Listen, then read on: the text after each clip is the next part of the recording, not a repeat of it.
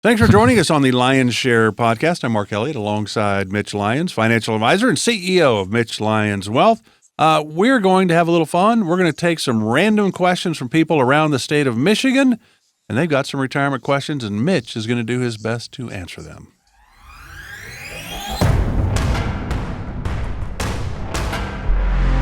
All right, you ready to take a crack at this, Mitch?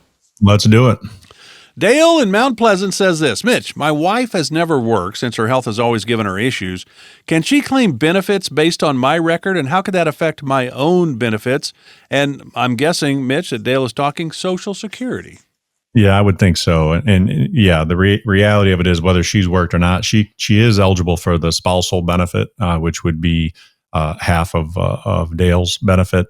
There are some other, again, that's one piece of the overall pie. So when she should claim that and all that, and when he should claim his, that all comes down to their overall plan. And there's a lot more things to consider there. But yeah, that's definitely, Social Security is a huge decision for the majority of Americans, because we're talking hundreds of thousands of dollars over a lifetime. And we want to make sure that we make the optimal decision and not just shoot from the hip and, I think this is the right way, right? Let's throw it in and look at the whole picture together, and then see what makes sense from when she should take it or he should take his, and what happens, if something were to happen to her or him, and how that affects each other. And if she was of the age and she qualified for half of his benefits, that has zero effect on his benefits, correct? Correct. Yeah, right.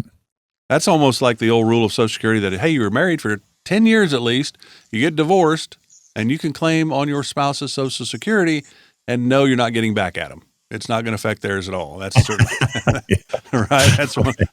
There's a lot of things with Social Security. And you can only collect on one ex-spouse. You can't just keep racking up ex-spouses. Got five and of them. doubling your benefit. Yeah. Next question comes from Carl in Rochester. Mitch, I was just reviewing my pension plan, and the option I chose when I was a new employee might not provide much for my wife if I die before her. Is there anything I can do to make this right? Or is there anything I can set up so she can still have income if I pass away first? That's a great question. And pension benefits, if you're fortunate enough to have a traditional pension, there's typically multiple options you can choose, right? Whether it's your life only or joint survivorship, and oftentimes plans will have 100% or 75 or 50% survivorship.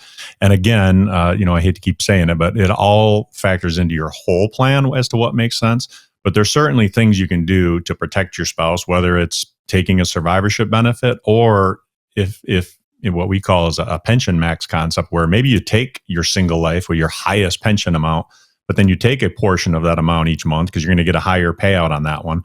Take a portion of that and buy a life insurance policy that protects your wife. And oftentimes every situation is different, but oftentimes we can create more impact for them in their overall retirement plan by doing that, rather than effectively taking an insurance contract from the pension. If you're taking a reduced benefit, that's what you're doing. Basically, you're paying for insurance to ensure that your wife gets that income if something were to happen to you. A lot of times it makes sense to do it yourself, and that's something we can walk people through. But again, looking at it through the lens of your overall plan and what makes sense. And I relate it to dominoes, right? You tip one domino, you're going to start tipping other dominoes. We want to make sure that it's all working together to optimize your retirement. How does the NFL pension work? You have 7 years in the NFL. You got a pension. I don't know. You can't take it right when you're, let's say you retired at, 7 years in the NFL. I'm going to say you're right around 30. Yep. I was 29 when I blew my second knee out.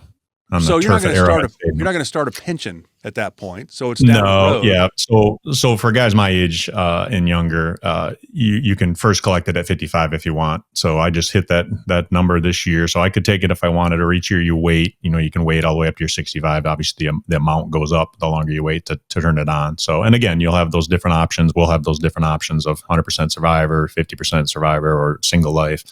So that I'm dealing with all the same decisions that people that are calling in are having to make as well. So, but I always looked at the NFL pension as a little extra gravy.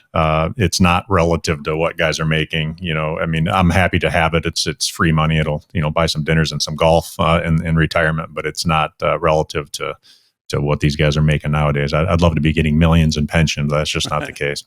So is your pension the same as Tom Brady's? Well, he played 20 some years, so he's going to have a lot He's gonna higher have a lot pension than more. I did. Yeah. Yeah, you get So every maybe you have year more than played, the running backs that only played 3 or 4 years. You'd have, well, that's exactly right. Yeah. I mean, yeah, for, Barry Sanders, as great as he was, he's not going to have that much more pension than I did. I think he played 9 years, 10 years, and I was 7. So it's not relative to what you made. It's everybody gets the same monthly amount for each year served. Oh, okay. I like that. Next question comes from Cheryl and Ada. Mitch, I found a box of statements when I was cleaning out our closet, and I realized I have no idea just how much money is in our accounts.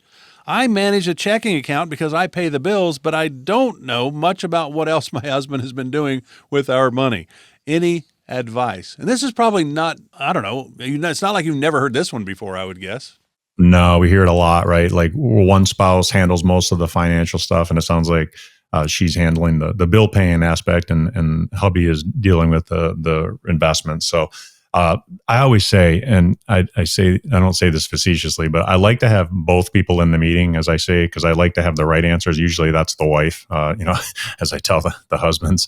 But I think it's important. It's great that one handles the majority of that stuff, but I think it's important that this other spouse has a general idea of what's going on. And that's why I love when we get them both on and we show them the retirement plan and answer both their questions at the same time. They can see, why it makes sense to do a Roth conversion and get them both on board on the same page where they know that, hey, this is our plan. Maybe the second spouse isn't as involved on an ongoing basis, but at least they know, number one, who to call if something were to happen to the primary spouse that's taking care of all that stuff. But also just to have that sense of, okay, we're good. We're on the same page here and we're heading in the right direction. And it seems like the person that knows all about your financial situation is the one that passes away, and the one that doesn't know anything is the one that's left. That is not when you want to start unearthing all those statements and trying to figure that stuff out. And I just encourage people to don't do that. All right, quit kicking the can down the road. Let's get both spouses in and let's talk and paint the picture for both of them, and so they know what happens in the event of a death for either of them. Final question comes from Sharon in Holland. Mitch, we've been discussing our retirement plans, and I'm wondering, when is the optimal time to start planning for long-term care? Is this something I should have started thinking about earlier? Long-term care is way different than it was 10, 20 years ago, isn't it? So much so. And the earlier, the better, Cheryl. I mean, there's things you can do ahead of time and nowadays, rather than just buying traditional, long-term care insurance, there's a lot of hybrid strategies out there where you can do, tie it to an investment where it'll double or triple your benefit should something happen where you require, whether it's home care or in facility care. A lot of life insurance contracts nowadays have riders on them that you can access that death benefit ahead of time for long-term care. So it's kind of like planting a tree, right? The best time to plant one was 20 years ago. The next best time is today. So if you haven't had that conversation or looked at solutions, now's a great time to do that, because it doesn't get any easier the older you get. And, when the health concerns start creeping in, we'd rather have a plan in place and make sure you're protected should something like that happen, because that can, again, upend a retirement plan in a hurry. Thanks for joining us on the Lyons Share podcast, brought to you by Mitch Lyons Wealth. If you'd like to craft your best game plan to protect, grow, and win retirement, click the link in the description to schedule a retirement consultation. You can always find out more at MitchLyonsWealth.com.